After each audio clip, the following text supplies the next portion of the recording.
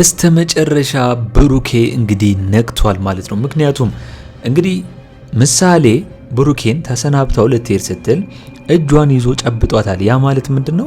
ብሩኬ እየነቃ ነው ማለት ነው። ማህሌት እንግዲህ በድፍረት ብሩኬ ላይ ያደረገችው መጥፎ ተግባርና ለመግደል ያሰበችው አልተሳካላትም። ምክንያቱም ዶክተሯ በመድረሷ ነው እያተረፈችው። ዶክተሯ ባደርስ ኖሮ እስቲ ነርሷ ባደርስ ኖሮ እዛ ቦታ ላይ ሰው ባይኖር ኖሮስ ብሩኬን አጥተውት ነበር እኮ። ለትንሽ ነው እየተረፈው። ስለዚህ ብሩኬ መሞት የለበትም። ማህሌትም ይህንን ነገር ከማድረግ ወደ ኋላ ስለማትል እነ ቅድስትና ሌሎች እነ ዳጣ መድብልም ቢሆን ብሩኬን እንግዲህ መጠበቅ አለባቸው። ከዛ ቦታ መውጣት የለባቸውም እየተፈራረቁ ካልሆነ በቀር ከዛ ብሩኬ ካለበት ቦታ ለቀልድም ቢሆን መውጣት አልነበረባቸውም ብዬ ነው ማስበው። ትንሽ መደናገር ወይም ደግሞ ትንሽ መዘናጋት ምን ያህል ትልቅ ዋጋ ሊያስከፍል እንደሆነ ነው እያሳየን የሚገኘው ማለት ነው።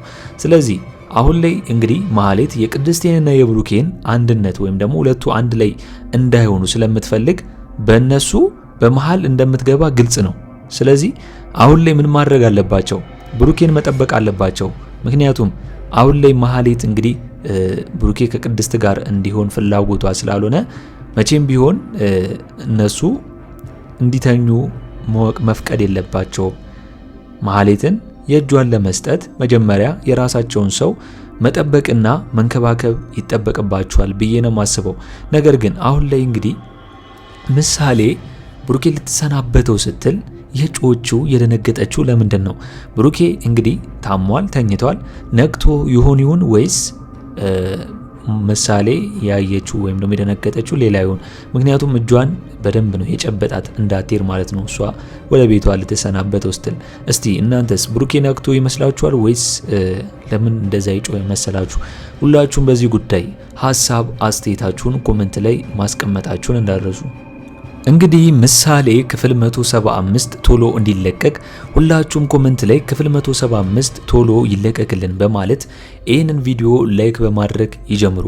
ሰላም ጤና ይስጥልን ውድና የተከበራችሁ የአምባር ሚዲያ ቤተሰቦች ያላችሁበት የዓለም ዳርቻ ሰላም፣ ፍቅር፣ ጤና ይብዛላችሁ እያልኩኝ እንግዲህ ዛሬ ምሳሌ ክፍል 175ን ፊውቸር ፕሬዲክሽን ለናንተ ይዘንላችሁ ቀርበናል። እስከ መጨረሻው አብራችሁን ቆዩ ማለት ነው። እንግዲህ አሁን ላይ ማህሌት ያሰበችው አልተሳካም። ብሩኬን ለመግደል ያሰበችው እቅድ በነርሱ አማካኝነት እንግዲህ እንዳይሞት እንግዲህ ፈጣሪ ጠብቆታል ብዬ ነው ማስበው እንጂ ማህሌት ከነጭራሹኑ ብሩኬ እንዲሞት ነበር ፍላጎቷና መጨረስ የፈለገችው ማለት ነው። ነገር ግን ነርሷ ባትኖር ኖሮ በዛ ሰዓት እውነት ብሩኬን ልናጣው ነበር ማለት ነው ወይስ ምንድነው? ይሄ ሁላ የነ ቅድስትና የነ መድብል ክፍተት ነው ይሄን ሁላ ሊፈጥር የቻለው። ስለዚህ አሁን ላይ ቅድስት እንግዲህ ለፖሊስ አሳውቃለች ሁሉንም ነገር ማለት ነው። ነገር ግን መድብል ይህንን ነገር ያደረገው ማህሌት እንደሆነች አውቋል ማለት ነው። ምክንያቱም ከብሩኬ ጋር ወይም ደግሞ ብሩኬን ከዛው ሆስፒታል ስትወጣ በመኪና ስታመልጥ ተከታትሎ አይቷታል። ስለዚህ ከካሌብ ሞሲሳ እንደተላከችና ብሩኬን ለመግደል እንዳሰበች ማህሌት አውቋል። አሁን ላይ መድብል ማህሌትን አምኗት ተቀይራለች ብሎ በጣም ብዙ ነገር ሲረዳትና ሲያግዛት የነበረችው ሴት አሁን ላይ ተቀይራ ጭራሽ መድብል የማያውቃት ሴት ሆና ወንድሙን ለመጉዳት ያሰበችውን ነገር አሁን ላይ ብቻዋን እንዳልሆነች ሊገባው አለበት። ምክንያቱም ከካሌብ ሞሲሳ ጋር እየሰራች እንደሆነና ነገር ግን መድብልን መጠቀሚያ ከዚህ በፊት እንዳደረገችው ማወቅ አለበት ብዬ ነው ማስበው። ምክንያቱም አሁን ላይ መድብል መምጣቱ ወይም ደግሞ እነ ብሩኬን እዚህ ችግር ውስጥ ማስገባቱ ያው ከነካሌብ ሞሲሳ ጋር እየተደራደረ እያወራ ስለሆነ ነው ማለት ነው። ስለዚህ ማህሌትን የሚያገኘው ከካሌብ ሞሲሳ ጋር ነው። ካሌብ ሞሲሳን ቢያናግረውና ማህሌትን አሳልፈ ስጠኝ እኔ የምትፈልገውን ነገር ሰጣለሁ የሚለው ከሆነ ማህሌትን አሳልፎ የሚሰጠው ይመስለኛል ማለት ነው። ስለዚህ ማህሌት እንግዲህ የእጇን ማግኘት አለባት። በቃ እሷ የሆነ ነገር ካልሆነች ካልታገተች ወይም ደግሞ ካልሞተች ያ ቤተሰብ ሰላማዊ እንደማይሆን ግድ ነው ማለት ነው። ምክንያቱም ከቅድስቴ ጋር እንግዲህ ፍስፍስ ውስጥ ገብተው ነበር። ቅድስቴና ማህሌት እንዳየነው ከሆነ ሲደባደቡ አይተናል። በማን ብሩኬን መቼም ቢሆን አታገቢው ምን ያለው በማለት ማህሌት እንግዲህ ቅድስቴን ስትፈታተናትና በቤቷ መታ ስትደባደብ አይታችኋል። ያ ማለት ምንድነው? ቅድስቴን በነፍስ ወከፍ ትፈልጋታለች። ቅድስቴን የሆነ ነገር ማድረግ ትፈልጋለች። ምክንያቱም ብሩኬን ስለወሰደችበት። በዛ ብቻ አይመስለኝም ብሩኬን መውሰዷ ሳይሆን አሁን ላይ የተናደደችው ሰራተኛ ሆና ለምን ይቀማች ነው። በጣም ብዙ አመት የለፋችበትን ቅድስቴ አሁን ላይ ማህሌት ለምን ወሰደችብኝ ነው። ምክንያቱም ብሩኬን ብትወደውና ቅድስቴን እንደዚህ ብትል ኖሮ አሁን ላይ በኔ እንግዲህ ለምን ብሩኬን ለመግደል አሰበች? ብሩኬን ከነጭራሹ ነው አትወደውም። በቃ ብትወደው ኖሮ ለመግደል ሙከራ ባላደረገች ነበር ብዬ ነው ማስበው። አስቡት በዛ ሰዓት ወይ ነርስ ወይ ነገር ባይደርስለት ኖሮ ከነጭራሹ ነው በስተመጨረሻ ገላግለውና ሞተው ነበር ማለት ነው። ስለዚህ መቼም ቢሆን ማህሌት ብሩኬን አትወደውም። እሷ አሁን የመጣችው ለበቀልና ለበቀል ብቻ ይመስለኛል። እናንተም እስቲ በዚህ ጉዳይ ምን ታስባላችሁ? ሀሳብ አስተያየታችሁን ኮሜንት ላይ ማስቀመጣችሁ እንዳረሱ። እንግዲህ በሌላ በኩል ደግሞ የሚሆነው ካሌብ ሞሲሳ በማህሌት የተሰጣቸውንና በታሬ የተሰጠውን ስራ በሙሉ እንዲጨርሱ እየነገራቸው ነው ማለት ነው። ታሬ እንግዲህ አሁን ላይ ማህሌትን ከነመድብል ቤተሰቦች ራቂ ለማለት ወይም ደግሞ ራሷን ሪስክ ውስጥ አታስገቢ እያላት እየጠየቃት ነው የሚገኘው። ምክንያቱም ታሬ ከመድብል ጋር ስለሚገናኝ የመድብል ቤተሰቦች ስለሚጎዱ አሁን ላይ እንግዲህ ማስጠንቀቂያ እየሰጣት ነው የሚመስለኝ። ምክንያቱም ታሬ ከመድብል ጋር አንድ ላይ ከሆነ ዞሮ ማህሌትን አሳልፎ ለመድብል ሊሰጠው ይችላል በሌላ ሰው አማካኝነት ብዬ ነው ማስበው።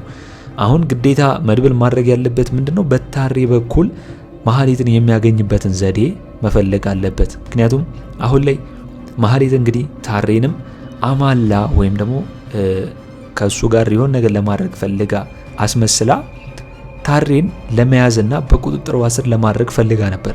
ነገር ግን ስሜትሽን ያዢ ወይም ደግሞ ፍሬን ያዢ ብሎ ታሬ መልሶላታል። ምክንያቱም ከማህሌት ጋር መቼም መስራት አይፈልግም። ምክንያቱም በጣም ችግር እንደምታመጣበትና በጣም ከባድ ሴት እንደሆነች ስላወቀ መቼም ቢሆን ታሬ ከማህሌት ጋር ኮላብ አድርጎ መስራት አይፈልግም። የተሰጣቸውን ስራ ብቻ ከካሌብ ሞሲሳ ጋር የተሰጣቸውን ስራ ብቻ መስራትና መስራት ብቻ ነው ፍላጎቱ ማለት ነው።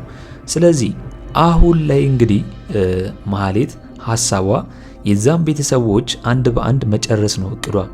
በዚህ ጉዳይ ደግሞ ካሌብ ሞሲሳ እያገዛት ነው። ማህሌት ብሩኬን ለምን አልጨረሽውም፣ የመድብልን ወንድም ለምን አልጨረሽውም እያለ እያዘዛትና እየተቆጣት ነው የሚገኘው። ስለዚህ የማህሌት ብቻ ሳይሆን ይሄ ሐሳብ የካሌብ ሞሲሳ እንደሆነ ካሌብ ሞሲሳ ሁሉንም በነፍስ ወከፍ እንደሚፈልጋቸውና እነሱን ማጥቃት እንደሚፈልግ እያየ ነው። ስለሆነ አሁን ላይ ይህንን ነገር እንግዲህ ምን ማድረግ አለበት ብላችሁ ታስባላችሁ?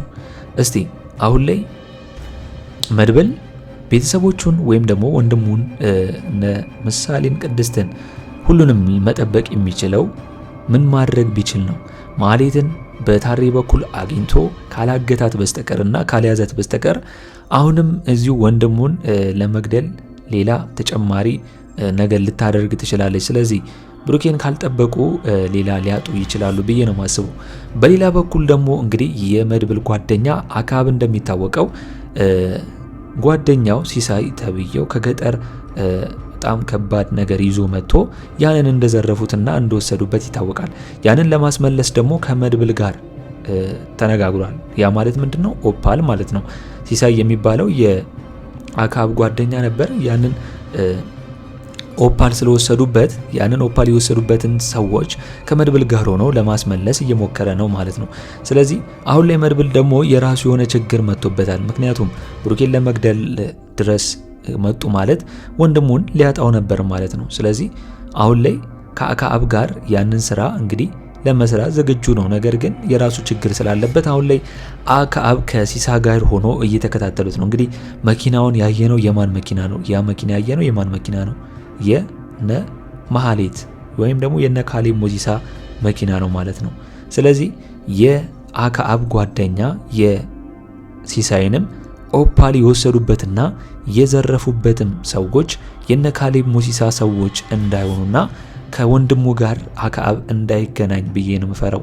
ምክንያቱም አሁን ላይ ሰውየው ከገጠር ስለመጣ ሲሳይ ምንም አያውቅም። ማን እንደወሰደበት የማን ሰዎች እንደሆኑ እነማን እንደሆኑ ምንም አያውቅም። ስለዚህ ያንን ነገር እንግዲህ የወሰዱባቸውን ሰዎች ሰፈር ቢወስደውም ነገር ግን የወሰዱበት ሰዎች ካሌብ ሞሲሳ ከሆኑ አክዓብና ካሌብ ሞሲሳ ደግሞ ወንድማማቾችና ካሌብ ሞሲሳ አክዓብን ገድዬዋለሁ ብሎ የሚያስብ ሰው ስለሆነ መድብል ስላተረፈው እንግዲህ ያው ወንድሙን ይፈልገዋል በጥብቅ ማለት ነው። የእጁን እንዲያገኝ ይፈልጋል። ስለዚህ አሁን ላይ እንግዲህ አክዓብ ጉዞውን ጀምሯል። ነገር ግን የካሌብ ሞሲሳ ሰዎች እንዳይሆኑና ችግር እንዳይፈጠር ይበልጥ ብቻውን ከሚሆን ለማጠናከርና መድብልን ይዞ መምጣት ነበረበት ብዬ ነው ማስበው። እስኪ እናንተስ በዚህ ጉዳይ ምን ታስባላችሁ? ሀሳብ አስተያየታችሁን ኮሜንት ላይ ማስቀመጣችሁ እንዳረሱ። በሌላ በኩል ኤደን ነች። ኤደን እንግዲህ ያው ለመድብል እውነቱን አልነገረችውም፣ ማፍቀሯን አልነገረችውም እንጂ በመድብል ፍቅር ብድ ብላ እንግዲህ ያው ቁጭ ብላለች። ነገር ግን እንደምትወደው እንደምታፈቅረው አልነገረችውም። ዳር ማለት ነው።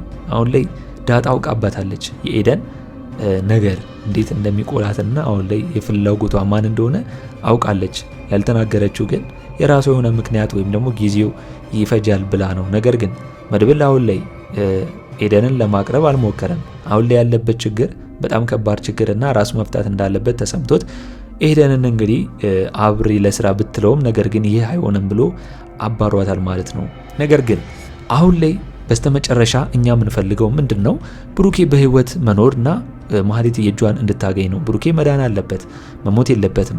አሁን ላይ ሳምንት በሽቷል። ከሳምንት በኋላ መንቃት አለበት። ይህ ደግሞ የበሽታው አይነት ሊሆን ይችላል ብላ ዶክተሩ እንደተናገረችው ብሩኬ መንቃት አለበት ብዬ ነው ማስበው። እስቲ እናንተስ በዛሬው በምሳሌ ክፍል ያላችሁንና የተሰማችሁን ሀሳብ አስተያየታችሁን ኮሜንት ላይ በማስቀመጥ ማድረስ ትችላላችሁ። እንግዲህ በእኔ በኩል የዛሬው አስተያየቴ እኔን ይመስል ነበር። ለቻናሌ አዲስ ከሆናችሁና ሰብስክራይብ እስካሁን ያላደረጋችሁ ካላችሁ ሰብስክራይብ በማድረግና የደወል ምልክቱን በመጫን ቤተሰብ እንድትሆኑን በአክብሮት እንጋብዛለን። በቀጣይ ክፍል እስከምንገናኝ ድረስ መልካም ቆይታ ይሁንላችሁ። ቻው ቻው።